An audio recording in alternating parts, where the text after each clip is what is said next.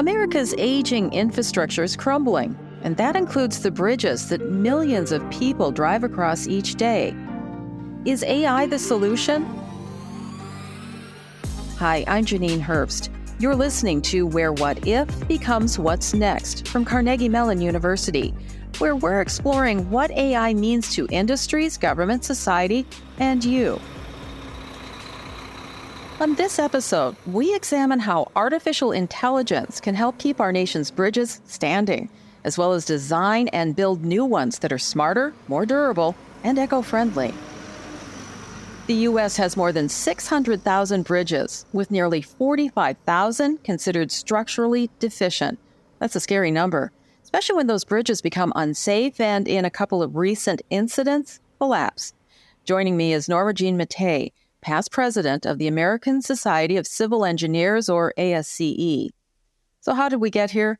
Why do the nation's bridges need so much work? The biggie is we don't put monies aside every year to maintain. If you put in a little bit of maintenance all the time, you could keep it in a much better condition. But with more than 500,000 bridges to maintain and not nearly enough funding, knowing which ones to repair and when has become an urgent task. Jim Garrett is Provost and Chief Academic Officer at Carnegie Mellon University and former head of their Department of Civil and Environmental Engineering. How can AI help in making critical decisions about repairing or building new bridges? We got 617,000 bridges alone. That's just one dimension of all the infrastructure in the United States. So you're trying to track the information about all those different bridges and be able to know what their state is. Right now, it's done largely, again, by human inspectors. But with the help of drones and other forms of robotic data collection, you could start to collect a lot of information and observe over time how these different 617,000 bridges are performing in their different weather conditions, under their different loading conditions, and just really start to have a database that you then use to train AI systems that can then really help you better manage that collection and any new bridges that are added to it. Okay, so it's a lot of data that has to be looked at, but aren't humans doing that now? Why would AI be any different? To me, artificial intelligence is oftentimes about seeing patterns that in some cases humans would also be able to see those patterns, human experts. But in other cases, there's just such a volume of information coming in. It's like the bank's fraud detection, okay? They have so much information coming in, to expect a human to consume it all and see it is unrealistic. So does that help streamline the process? What it will do is help make every human that's involved in the process a much more capable, much more well-informed person in that loop, because you'll then have this power tool of AI systems that will help them make better decisions, help them make faster decisions, help them make decisions that are much more focused on the specific context in which they're trying to solve the problem. That's the power of AI, is that it's going to help bring the very large amount of data that exists about all these systems to the fingertips of any given decision maker, because the system will see, hey, in this particular case, we have this particular context, and everything we know about the past behavior of all these bridges that are of this type and made with this same material that you're thinking about, these are the things you got to worry about. This is how long that particular situation or that particular structural element that you're putting in place is going to last before it has to be painted. Maybe if you think about this particular approach, you might get another 10 years before you have to make a major maintenance decision or action about that particular element. So it will cause that designer to possibly think of potential ways to design that is different than if they were just doing it all, by themselves without the assistance of these tools. Troy Demmer is with Gecko Robotics. Troy, I've seen people on boats in the water and scaling up the sides of bridges doing inspections. It seems dangerous and time-consuming. It's so funny you say that. On my drive into work today, there was two different individual, booms, lifts, where people were operating from the ground, doing visual assessments on bridges. So I think it's still the prevalent method. Again, we have 617,000 bridges in the US. And so these bridges are largely being maintained via humans that are operating off these booms or off of ropes. And the human is just not that scalable, right? And importantly, they're not capturing structured data. So even though there's experts out there, there's really smart people. We have some of these people that work on our teams today. They're experts on looking at, early detection of concrete failure, but they can't be everywhere at once. And these people are fairly limited. So the data is just overwhelming without the use of AI? So it's really hard to create a scalable solution for 617,000 bridges. And that's why you need robotics. That's why you need automation. And that's why you need AI to be able to do this at a cost-effective price point. So we've created replicas of the assets that you could go and get to that same level of visual inspection that a human's doing today with a drone, and do that without having to get into a boat or hang off of a rope. Right, so it's safer for people. But how does that help with bridges around the country? If we know for sure that we've scanned 5% of the bridges across the US, you don't need to see the, 10,001 bridge to have a very good idea about what's going to be problematic about that bridge based upon where it was installed, what was the construction and design type, what is the environmental factors, what does the road traffic look like. And so as you start to think about the different types of data sources that can be combined and ingested all into one model, you can really start to create a very prescriptive roadmap on assets that a drone or a robot never even touched. That's really the power of AI. Jim, it seems that sharing data and best practices is crucial to making this even a little bit successful in this country. I agree. I think the more information that can be shared in a way that helps other municipalities, other engineers learn from the data that has been collected in other parts of the country or world, for that matter, is really critical. When we come back, we'll look at what's next for AI and transportation infrastructure.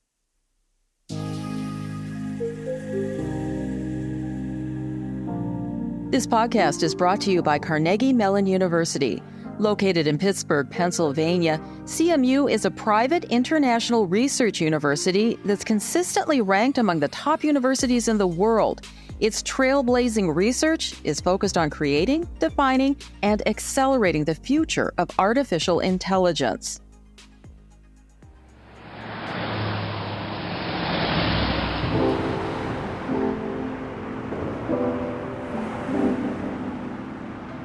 Welcome back. We're talking about how AI can be used in infrastructure, especially the nation's 617,000 bridges, many of which are in desperate need of repair.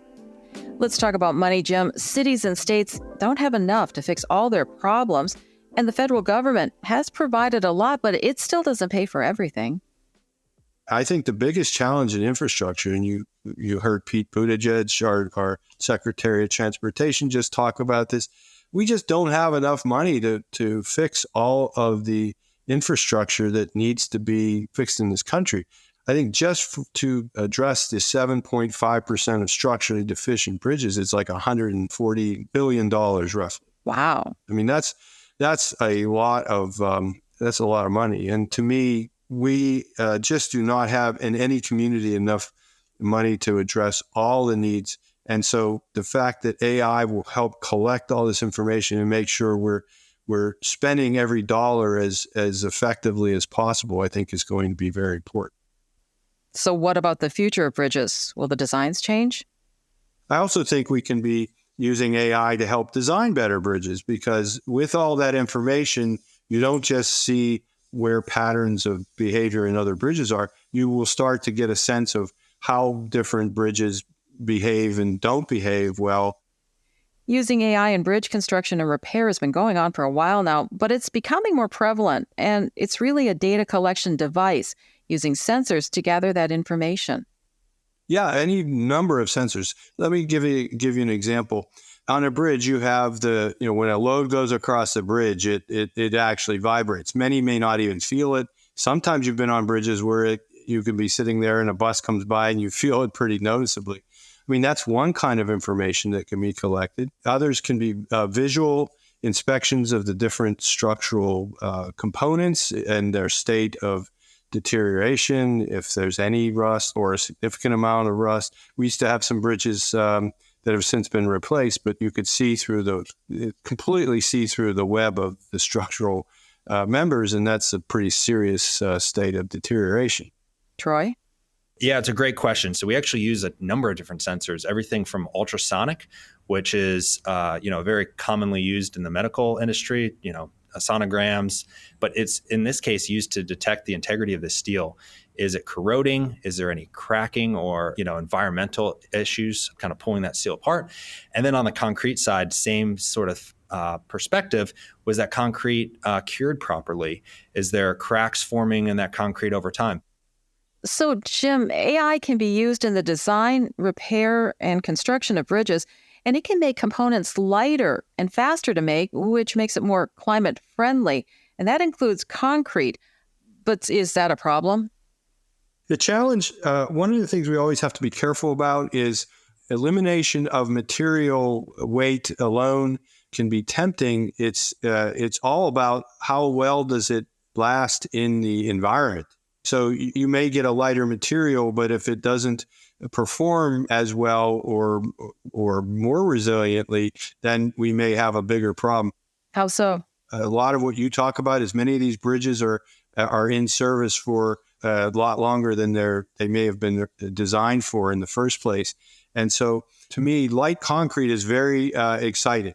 Don't get me wrong. We got to make sure that it has the durability and the ability to be delivering the load carrying capacity that we demand of it. But when you make something lighter, it has effects all throughout the system because all the support systems don't have to carry as much weight. Any of your construction activities are now dealing with something that's a lot lighter, and you can install longer lengths of pipe then if it's a much lighter concrete. That can really speed up construction. Troy, it seems like AI could benefit other transportation infrastructure too, right? Yeah, I think all modes of transportation will benefit from AI. Of course, everything from autonomous vehicles are using AI every day to get to level 5 autonomy, to how do we manage things like the railways. Talk about another infrastructure piece that's got, lots of miles and lots of vulnerabilities to it. The number of train derailments are greater than even the number of bridge collapses. And so I think when we think about all this infrastructure, we have to be monitoring it. We have to be intelligent and making very prioritized decisions around when are we going to intervene and how are we going to intervene. There are so many applications for AI in transportation infrastructure and in creating what are called smart cities, where sensors collect data which can be analyzed by AI to better manage a city's services and infrastructure. Karen Lightman is the executive director of Metro 21 Smart Cities Institute at Carnegie Mellon.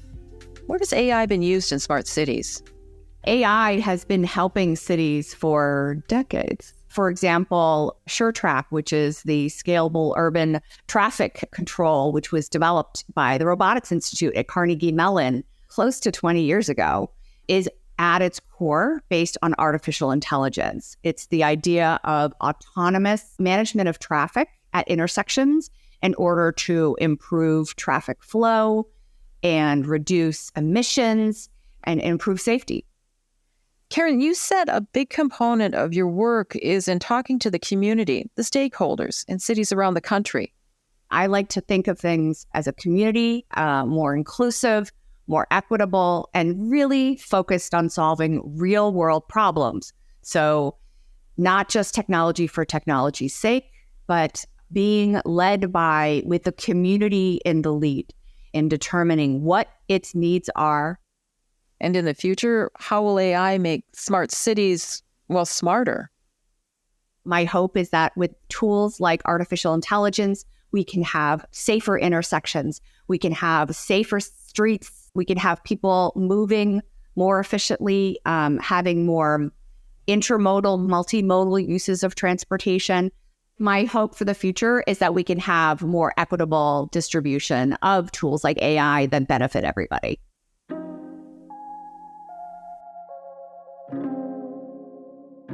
And back to you, Norma Jean. You mentioned that AI is already being used in an interesting infrastructure city project in Tennessee. Can you tell me more about that? It was Memphis that I read was deploying video cameras on their buses in AI. And the video cameras were they had been trained to identify potholes. Often, the only way a city will know about potholes is if the public calls into the pothole hotline or whatever they've got, or they pay a firm to do an assessment. You know, if it's an urban area that has a lot of bus traffic, you can get a really nice mapping of your potholes.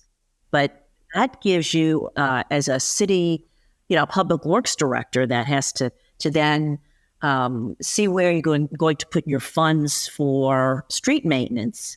You can get after the worst cases because you've got a nice map. That would make drivers very happy.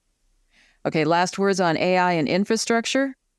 There has to be an understanding that AI should be used, but used responsibly. And that the decisions are not made by AI, made by the engineer. Troy? We have an amazing infrastructure here in the US that a lot of countries do not have. How do we persist it? How do we maintain it? We should not take that for granted. And the final word from Jim. What's next? Could we get information about the bridges from those sensors that were on another, like a vehicle, and used for other purposes? That is the perfect kind of application for AI.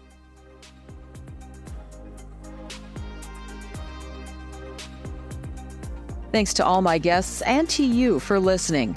Please check the show notes where you'll find links to additional resources for this episode. And to learn more or contact us with story ideas or comments, please visit ai.cmu.edu/podcast. If you're enjoying this show, please rate and review us on your favorite podcast site and share with your friends. And be sure to subscribe so you'll never miss an episode. I'm Janine Herbst, and you've been listening to Where What If Becomes What's Next from Carnegie Mellon University, where we are exploring what AI means to industries, government, society, and you. Stay tuned and stay curious.